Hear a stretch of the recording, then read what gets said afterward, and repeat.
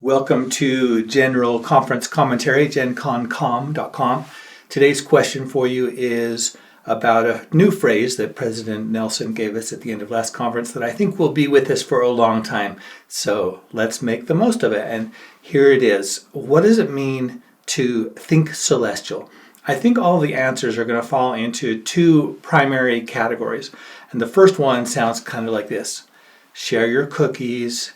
Don't drive angry. Try to forgive people.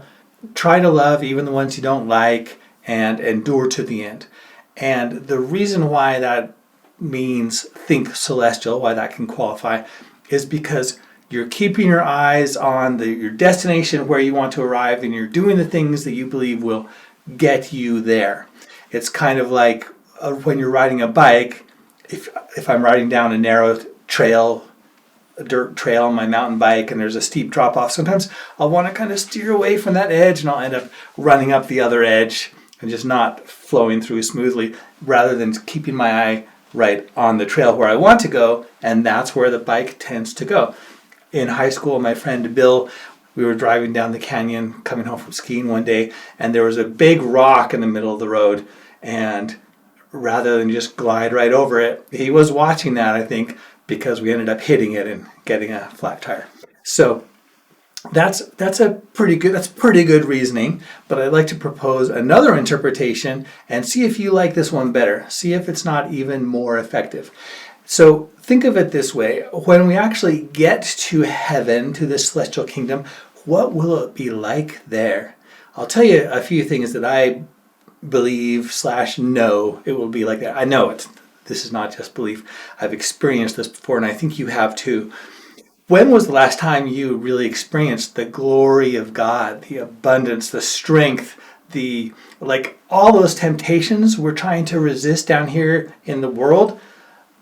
They don't even make sense from that state. You're like, no, I want to do what's right. It's the only thing that makes sense. It's so appealing, and everything else just obviously looks dark in comparison.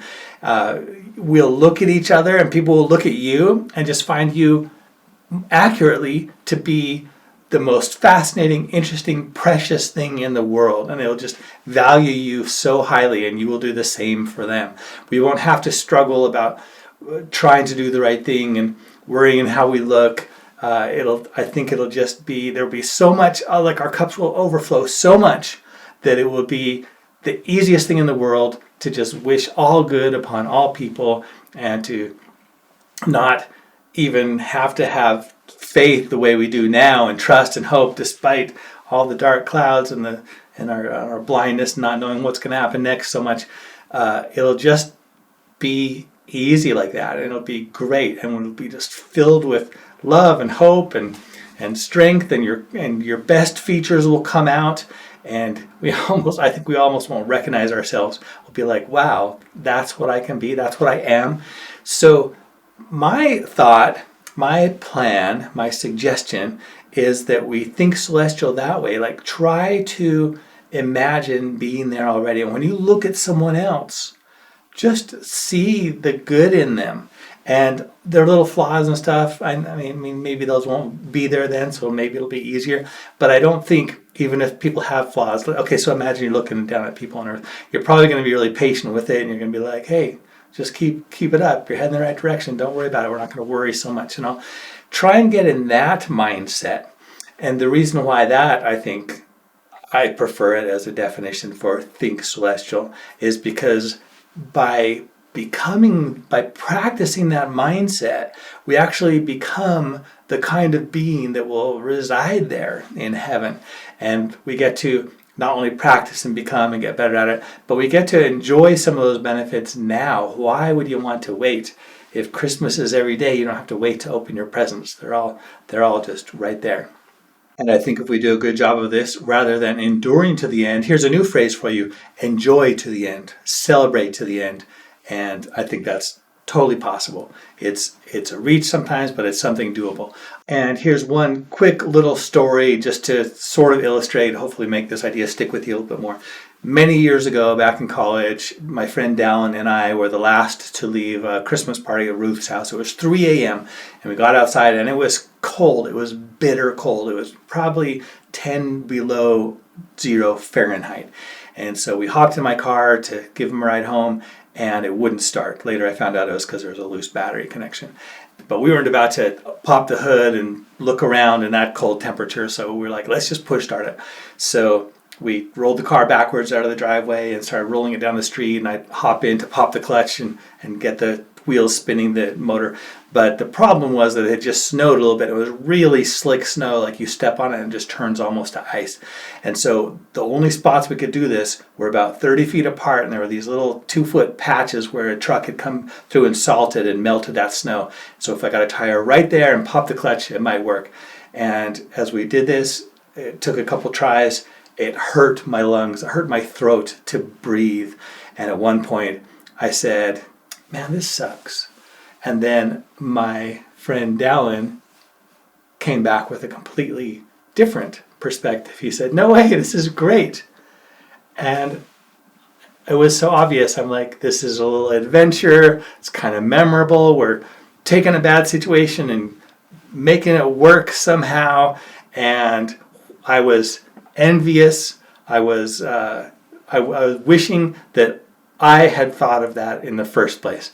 But when I saw that example of Dallin's good attitude, I immediately snapped it up, and it was a much better way to be. Why not enjoy? I mean, we're in this situation anyway, so why not make the most of it and enjoy it with good attitudes and everything? And I think that's what can happen when we really learn to think celestial and look in the mirror and see the good in yourself and stop tearing yourself down. That stuff and like enduring fools and being patient with drivers, even though you're a little bit frustrated on the freeway and such, those are good. But that's terrestrial at best. Celestial is much higher. It's something we can aim toward, and I think begin to get more and more of a grip on. And as you do it, I think you're going to inspire people around you, and they're going to recognize that looks like a lot more enjoyable way to live. I'm going to do that. Here's one more story. In my family, I grew up, we weren't really touchy. And once I was on a band trip on the bus in high school going down to Arizona, and we got off the bus, and Lisa, who's my best friend Chuck's cute little sister, handed someone her camera, and she's like, get a picture with me and Sean. And then she put an arm around my waist, and we snapped a picture. And I just thought, I like that. I want to be more like that. I want to be more like hug my friends when I want. I think that's a good way to be as well. And that's the kind of thing that can happen. Like, you can do one little thing. You can have a good attitude at some point. You can forgive. You can see the good even in people who it's a little more difficult to see the good in. And somebody out there is going to take note and think, oh, that's a better way to be. And just like that, you can change people's lives. You can change the world, and little by little, we can bring heaven down to earth as much as we can. I think that's what our job should be. Not endure this until we can escape and get back to heaven, but Thy kingdom come. Right? Like, bring it here. Let's establish it as much as we can. So, all right, that's all the rambling I got for you. Thanks for listening. I'd love to hear in the comments, like, what are other ways you can think of to think celestial? What are examples of people who you have seen or things that you do that you think help transcend?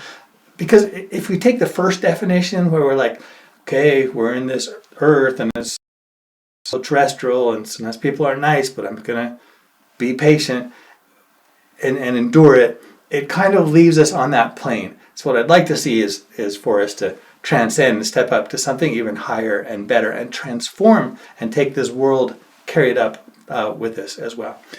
All right, I have one last story now that just made me think of. Back in high school, there was my senior year that we had 3 high schools in the valley, and a couple of years earlier there had been, of course, typical rivalry and competition between the schools, and our school or theirs would go to the other school and take gasoline and pour it on the field in our school letters to kill the grass there. And when the bus would travel somewhere for athletics, somebody might take spray paint and paint it or vandalize and things like that. And that's pretty typical high school behavior in many areas, right? But what happened was the summer before high school, a couple of my friends went to band camp, and there they met some really cool girls from the next school over.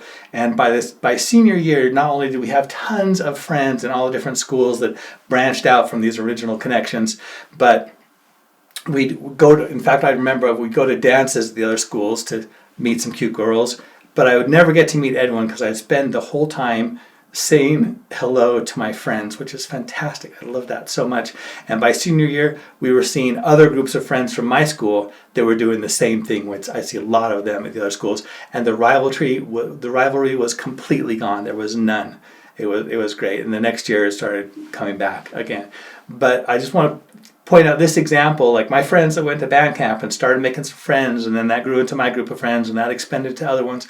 It completely changed the nature of the high school rivalry and stuff that year. And if you think that's not significant, then I think you should open your eyes, because look at the turmoil in today's world with politics and religion and animosity and haters just hating on every cute little thing on the internet, even if it doesn't matter. And what if we could sway some of that with some examples of people who are a little more loving and accepting and celebrating one another rather than fighting with each other. So we've got our work cut out for us, but let's get on it. I think it's exciting, the possibilities. There's so much to enjoy.